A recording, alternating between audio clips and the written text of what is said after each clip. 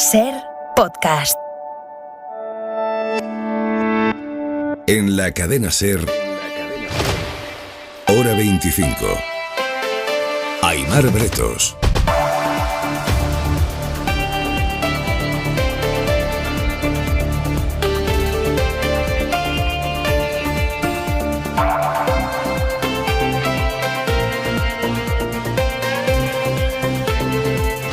Teléfono rojo, volamos hacia Kiev.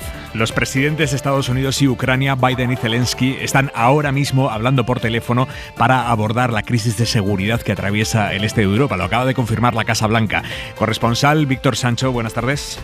Buenas tardes, como decías, la portavoz de la Casa Blanca, Jen Psaki, acaba de confirmar que hace nada, a las 8 en punto, empieza esta llamada entre los presidentes de Estados Unidos y Ucrania, que es la segunda entre ambos líderes en lo que llevamos de enero. Una prueba más de la voluntad de Estados Unidos de mantener esta cooperación estrecha y su compromiso público con Ucrania. Sobre la mesa varios temas, desde seguridad hasta energía, pero también todo lo que tiene que ver con presente y futuro apoyo militar y financiero.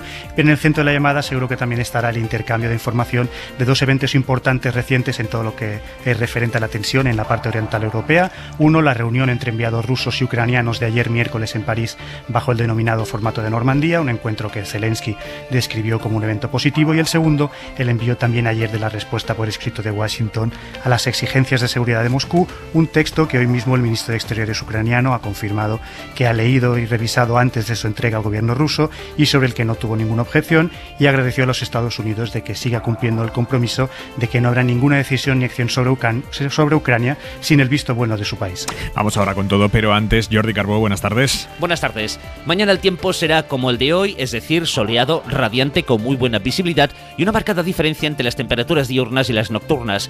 Mañana primeras horas heladas en prácticamente todo el interior, también en algunos puntos del Mediterráneo, sobre todo en Cataluña y en la isla de Mallorca. Después el sol hará que las máximas se sitúen entre los 15 y los 20 grados, las más altas en el Mediterráneo y en Canarias, donde por cierto hasta mañana por la tarde todavía son probables algunos chubascos y alguna tormenta intensa más aislada. Nubes también mañana en Andalucía y zonas próximas, con viento fuerte en el estrecho, también a ratos el viento soplará con intensidad en el Cantábrico. Hay media hora 25 deportes. Jesús Gallego, buenas tardes. Buenas tardes. Los clubes aceleran en el mercado invernal de fichajes. El Barça puede anunciar en las próximas horas la cesión de Adama Traoré, que llegaría hasta final de temporada procedente del Wolverhampton. El Atlético de Madrid va a anunciar la contratación de Daniel Guas. El Valencia negocia para anunciar a Ilaix Moriba. Y la gran cita de las próximas horas, semifinal del Open de Australia de tenis. A las 4:30 de la madrugada hora española, Rafa Nadal se va a enfrentar al italiano Berrettini. Y entre los deportes y la política, acabamos de saber que el presidente de Aragón, Javier Lambán, ha suspendido la reunión que tenía mañana con su homólogo catalán, con el presidente aragonés, de cara a la candidatura conjunta que están preparando las dos comunidades para que los Juegos Olímpicos de Invierno de 2030 se celebren en los Pirineos. Desde hace ya días hay roces intensos entre las dos comunidades sobre quién lidera esa candidatura. Y la última hora es que Lambán ha suspendido la reunión que tenía mañana con Aragonés para no escenificar públicamente esas diferencias profundas y que eso ponga en riesgo la candidatura. Vamos a Zaragoza. Esther Orera, buenas tardes. Buenas tardes. El ambiente de las últimas horas, con las declaraciones de la portavoz de la Generalitat y con la reunión de la consejera de Presidencia con el presidente del Comité Olímpico Español sin comparecer públicamente, no han facilitado las cosas. Por eso, desde el Ejecutivo aragonés se considera que es mejor aplazar el encuentro para no dar ningún paso atrás en un proyecto olímpico que beneficiará a todo el Pirineo. Las mismas fuentes indican que Javier Lambán va a seguir trabajando con su homólogo catalán para que cuanto antes se pueda producir esa reunión de manera satisfactoria. El problema es que los plazos corren. La candidatura se iba a presentar en marzo y el Comité Olímpico Español deberá mover ficha para intentar desatascar esta complicada situación. Así empieza Hora 25. Con tres noticias importantes del mundo científico que hemos conocido hoy. La primera, esta tarde, la Agencia Europea del Medicamento ha aprobado el uso de la píldora de Pfizer contra el COVID, el Paxlovid. Va a ser el primer medicamento oral que se use en la Unión Europea para hacer frente a este virus y es capaz de reducir casi el 90% de las hospitalizaciones en pacientes de alto riesgo. Teresa Rubio, buenas tardes. ¿Qué tal? Buenas tardes. Este medicamento, que ronda los 700 euros, combina dos principios activos diferentes. El envase trae 30 comprimidos, 15 por cada principio activo, y hay que tomarlos juntos 2 veces al día durante 5 días seguidos. Estos tratamientos, el Paxlovid, señorías, es el que tiene una mayor eficacia. Estamos hablando del 89% en la reducción de la hospitalización y además mantiene su actividad frente a Omicron. Debe administrarse lo antes posible tras el diagnóstico o antes de que pasen 5 días después del inicio de síntomas. Está indicado para pacientes adultos con COVID que no requieren oxígeno, pero que tienen un mayor riesgo de ponerse graves. España ya ha negociado con Pfizer la compra de 344.000 tratamientos, al margen de los que después negocie de forma conjunta con la Unión Europea. Eso Pfizer. Otra farmacéutica, Moderna, va a utilizar la misma tecnología que usa para su vacuna contra el COVID, las cadenas de ARN mensajero, lo va a usar ahora en su vacuna contra el VIH. Vacuna que acaba de empezar su fase 1. Los ensayos en humanos han empezado ya. Se está probando en los primeros voluntarios. Javier Gregory.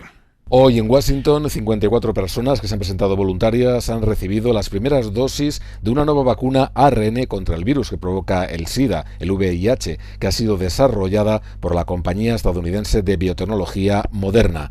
Se trata de una primera fase de un primer ensayo clínico en humanos que tiene 3 etapas, tras anunciarse el pasado mes de diciembre buenos resultados de esta vacuna experimental con monos de laboratorio. En esta primera experiencia con humanos, el objetivo consiste en probar la eficacia del antígeno que contiene esta vacuna experimental contra el VIH, es decir, si puede generar anticuerpos capaces y suficientes para poder neutralizar este virus, el VIH, que muta con mucha frecuencia. Pero es la primera vez que se intenta con la tecnología ARN, que ha dado muy buenos resultados en el caso de la COVID-19. Y hoy también hemos conocido un estudio muy esperanzador para la lucha contra el cáncer de páncreas, que solo en España mató a 7.500 personas el año pasado. Es un cáncer muy agresivo. Bueno, científicos del CSIC han descubierto un biomarcador que detecta estos tumores en etapas muy iniciales. Es algo clave en un tipo de cáncer que tarda mucho en mostrar síntomas.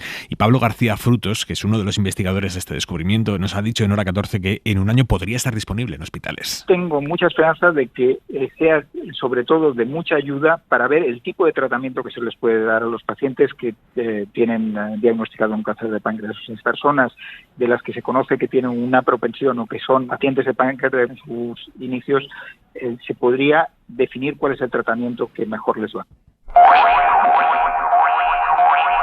Alejandro Palomas, esta mañana en Hoy por Hoy con Ángels. Llegué a mi casa, mi madre estaba planchando, ella me miró, me dijo, ¿qué te pasa? No pude hablar, me eché a llorar. Lloré todo lo que no había llorado durante un año y lo que no volvería a llorar durante muchísimos años también. Al cabo de no sé cuánto tiempo, ella me miró y me dijo, ¿pero qué te pasa?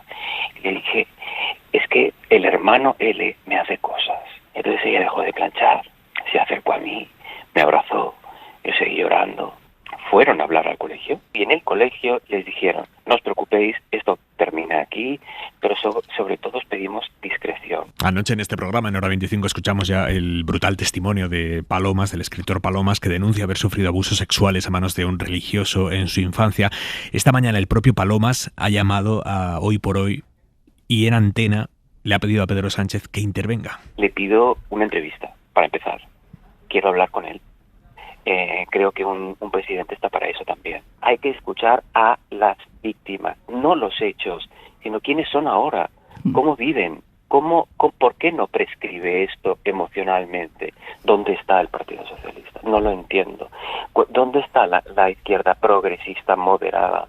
No lo entiendo. Y creo que el Partido Socialista está perdiendo una gran oportunidad. Poco después, el presidente del gobierno le ha llamado a Alejandro Palomas. Se van a reunir la semana que viene y el PSOE abre la puerta a apoyar una comisión de investigación en el Congreso sobre los abusos en la Iglesia. Guillermo Lerma, buenas tardes. Buenas tardes, Aimar. Los socialistas están estudiando la redacción y los términos de la iniciativa promovida por Podemos, Esquerra y Bildu para saber, dicen, si son los adecuados o procede llevar a cabo otra vía. Lo primero, aseguran también desde el Gobierno, es hablar con las víctimas y, en base a lo que trasladen, construir. En cualquier caso, esta vez sí, el PSOE no se cierra a apoyar la comisión de investigación sobre los casos de pederastia en la Iglesia. Adriana Lastra, vicesecretaria general en Televisión Española. Lo primero, porque somos el partido mayoritario de la Cámara y tenemos esa responsabilidad. Vamos a estudiar atentamente esa petición de comisión de investigación. Lo que sí le puedo decir es que no nos cerramos a ella. Ciudadanos apoya la medida, el PP se opone, así que el voto de los socialistas es clave para que la investigación parlamentaria salga adelante. El PSOE ahora sí se muestra dispuesto a reclamar información a la Iglesia. En 2018 descartaba hacerlo. En una respuesta escrita decía que al Gobierno no le correspondía hacer ese tipo de requerimientos. En cualquier caso, Aimar, la iniciativa tendrá que pasar también el filtro de la mesa y de los letrados de la Cámara. Y mientras todo se mueve, La Iglesia española guarda silencio ante la posibilidad de esa comisión de investigación y silencio ante el testimonio de Palomas. Paradójicamente, puede que lo primero que escuchemos sobre los abusos en el seno de la Iglesia española lo pronuncie el Papa mañana o en los próximos días, cuando se termina la visita de los obispos españoles al Vaticano. Francisco ha repetido por activa y por pasiva que los miembros de la Iglesia se tomen en serio estos delitos, que se tienen que esclarecer los abusos, que se tiene que acabar su impunidad. Mariela Lourido, buenas tardes. Buenas tardes, Aimar. Las impactantes revelaciones de Alejandro Palomas han sacudido de nuevo a la Conferencia Episcopal justo cuando está a punto de concluir, como dices, la visita ad limina que todos los obispos españoles realizan cada 5 años al Vaticano. Van allí a informar al Papa de la situación de la Iglesia Católica, incluida también la relación con el gobierno. Los casos de pederastia han sido uno de los temas que han analizado con la cúpula vaticana. Al término de estas visitas, el Papa suele mandar un mensaje a los obispos. Se espera que sea mañana, aunque como dices puede hacerlo en los próximos días, y en él podría incluir alguna recomendación sobre este delicado asunto que la jerarquía española ha tapado durante décadas y que pretende resolver con investigaciones internas sin transparencia. Fuentes eclesiásticas han señalado a la cadena SER que el Papa es conocedor ya de la petición para que se cree una comisión de investigación en el Congreso y de que el PSOE está abierto a apoyarla. Pero los obispos españoles guardan silencio sobre el caso del escritor Palomas e insisten en rechazar una comisión independiente que en otros países han sacado a la luz miles de casos de abusos y violaciones por parte de religiosos. Mariola, gracias. A ti, hasta luego. 840.700 puestos de trabajo se crearon en el año 2021, según la EPA, la encuesta de población activa que hemos conocido hoy y que certifica la recuperación del empleo tras la pandemia. De hecho, según esta encuesta, hay más de 20.180.000 personas trabajando ahora mismo y el paro baja hasta el 13%. Es una cifra que no veíamos desde antes de la crisis económica de 2008.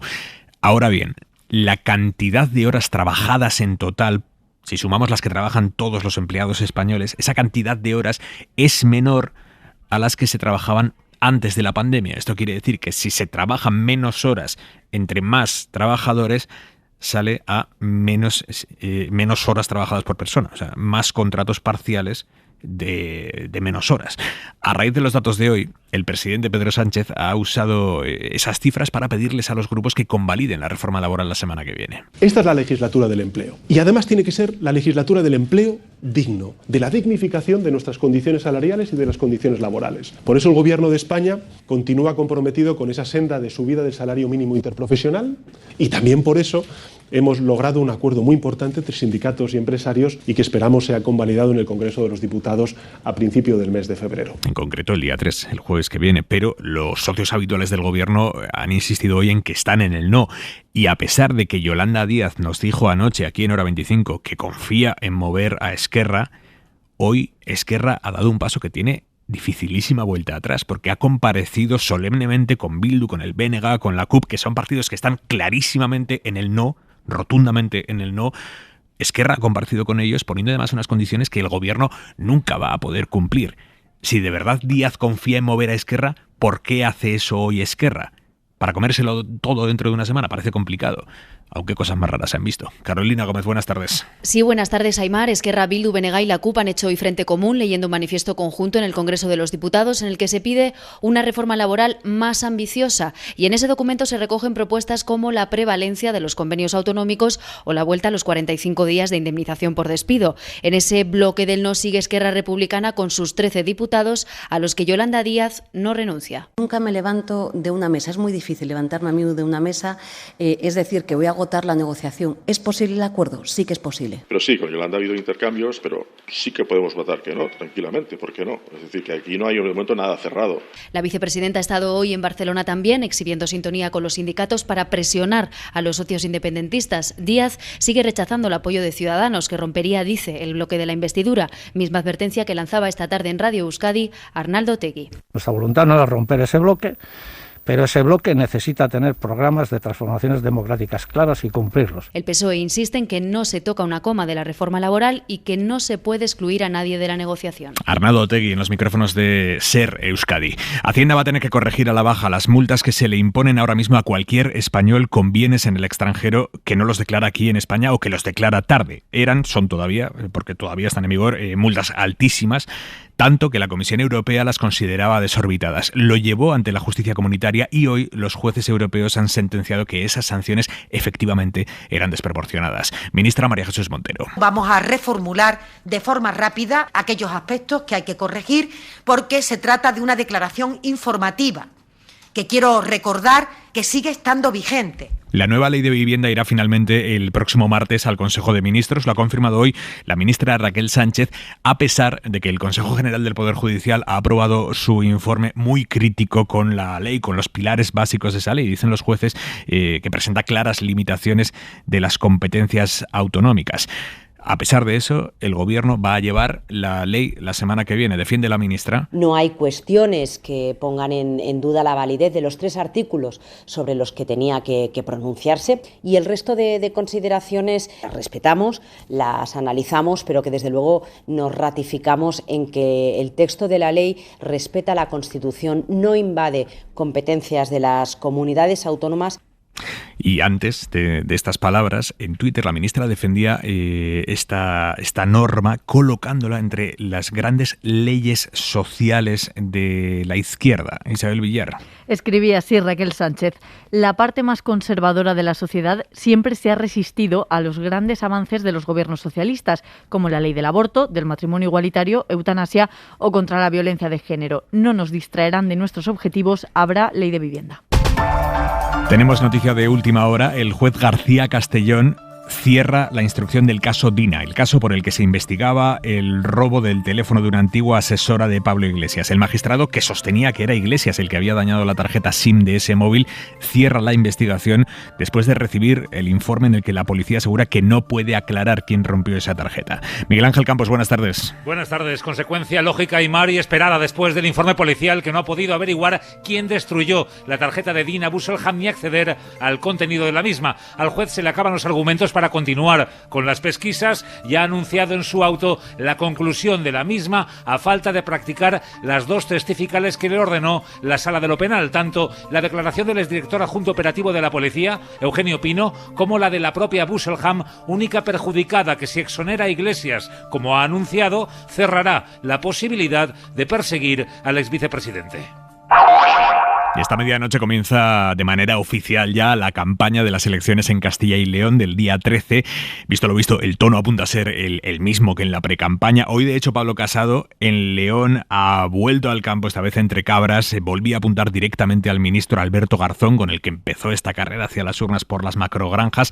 Casado ha anunciado hoy que intentará suprimir el Ministerio de Consumo, y hace unos minutos en otro acto también en León ha insistido en que quiere que el PP gobierne en solitario en esa comunidad. Mariela Rubio, buenas tardes. Buenas tardes, sí, y en ese mensaje sobre la ganadería ha insistido esta tarde el líder del PP. Si tanto les gusta la ganadería extensiva, que permitan la caza del lobo al norte del Duero. Y viene este tipo a decirnos lo que tenemos que hacer. Cuando lleguemos al gobierno de España, suprimiremos el Ministerio de Consumo y unos cuantos más para que dejen de entorpecer la labor del sector primario. Tanto Casado como el candidato Fernández Mañueco han llamado a unificar el voto en el PP para poder gobernar sin ataduras, dibujando al resto de partidos como aliados de Pedro Sánchez, incluyendo a Vox. Necesitamos un mensaje claro en las urnas. Necesitamos un gobierno en solitario. Aquí está o Mañueco o Sánchez. Si es que los demás son aliados de Sánchez todos. Unos porque gobiernan con ellos, otros porque quieren gobernar con ellos y otros porque les hacen el trabajo, que es dividir el voto en el centro y en la derecha y puedan gobernar la izquierda. El PP tiene miedo al que no celebrarse esta vez también municipales la participación caiga, de ahí las llamadas constantes a que hasta el último militante popular se vuelque el 13F. El gobierno quiere endurecer los requisitos para estudiar magisterio, que no cualquier persona pueda estudiar la carrera que después le va a llevar a educar a nuestros hijos. El ministerio plantea incluir un examen antes de estudiar la carrera, un examen específico para poder entrar a estudiar magisterio. Es uno de los cambios que el Ministerio les ha planteado a sindicatos y comunidades autónomas para intentar mejorar el sistema educativo. Ahora todo esto va a haber que negociarlo y esa negociación empieza con críticas. No es que los sindicatos cuestionen el contenido de lo que sí propone el Ministerio, sino que les parece insuficiente lo que propone el Ministerio. Adela Molina. Insuficiente y desequilibrada es la primera valoración que hacen los sindicatos de la propuesta del Ministerio de Educación. Creen que se centra demasiado en el acceso y la formación inicial de los profesores y apenas toca cuestiones como las que enumera Maribel Loranca de UGT. Retribuciones, jornada, jubilación, recuperación de derechos, entre otras cuestiones que exigiremos al Ministerio que ponga encima de la mesa. Sobre la propuesta de que se haga un examen para acceder a magisterio, Comisiones Obreras dice que lo tendrá que estudiar. Francisco García. Vamos a ver las implicaciones que puede tener y la utilidad que puede tener, que todavía no sabemos, el establecer estas pruebas de acceso a los grados o a los másteres. Estés ya anuncia directamente que se opone y CESIF recuerda que aún no se han revertido todos los recortes de hace una década y reclama más inversión en educación. Hora 25. Aimar Bretos. Va a cumplir 94 años y nunca se había quitado la falda. Hasta ahora. Minnie Mouse va a vestir pantalones por primera vez. Se quitará la falda roja con lunares blancos para ponerse un traje con pantalón, un chaqué azul y de lunares negros. Y esto pasa porque Disneyland París cumple 30 años. Lidia Ramón. McCartney reinventa así los míticos lunares de Minnie, creando un nuevo look hecho con materiales sostenibles que considera se convertirá en un símbolo de progreso para las nuevas generaciones. La diseñadora británica asegura que ambas comparten los mismos valores y que para ella es un símbolo de felicidad, autenticidad y libertad de expresión. Pero el cambio de vestuario no ha tardado en desatar la polémica.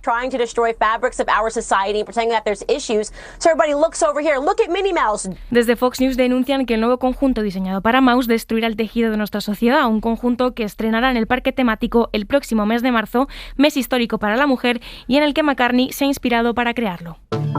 La mirada de Xavi Vidal-Folk. El aumento del empleo, la reducción del paro y el crecimiento de la población ocupada han sido espectaculares en 2021. Más de 840.000 puestos de trabajo creados, se dice pronto. Más de 20 millones de personas ocupadas, se dice pronto. Claro que es el rebote de la crisis de 2020, pero es un rebote muy potente que nos vuelve a situar en el nivel prepandémico. Y en algunos aspectos mejor incluso que antes de la gran recesión de 2008. La encuesta de población activa confirma y amplía las cifras del servicio de empleo de hace casi un mes. Todas son positivas, pero hay dos que hacen, digamos, una especial ilusión. Una es que el segmento donde más se reduce el desempleo es en el de los jóvenes. La otra son los 20 millones de ocupados. Es el tercer récord histórico en todos los tiempos. Si a este ejército de trabajadoras y trabajadores se le dota de mejores armas de formación, de mejor tecnología y de mejor trato, su productividad aumentará y España podrá acelerar su trayectoria hacia la modernidad y hacia un mayor bienestar, que es de lo que se trata. Solo hay un pero. Quienes por envidia o por manía intentan desacreditar este logro prestan un mal servicio a la sociedad. Claro que el gobierno es uno de los factores del éxito, pero lo comparte con muchos otros. No ensuciemos los datos con falsedades para generar malestar, agitación, inestabilidad. Nos merecemos, me parece, una alegría cuando la hemos ganado. Suscríbete a Hora 25. Todos los episodios y contenidos adicionales en la app de Cadena SER y en nuestros canales de Apple Podcast, Spotify, iVoox, Google Podcast y YouTube. Escúchanos en directo en la SER de lunes a viernes a las 8 de la tarde. Cadena SER. La radio.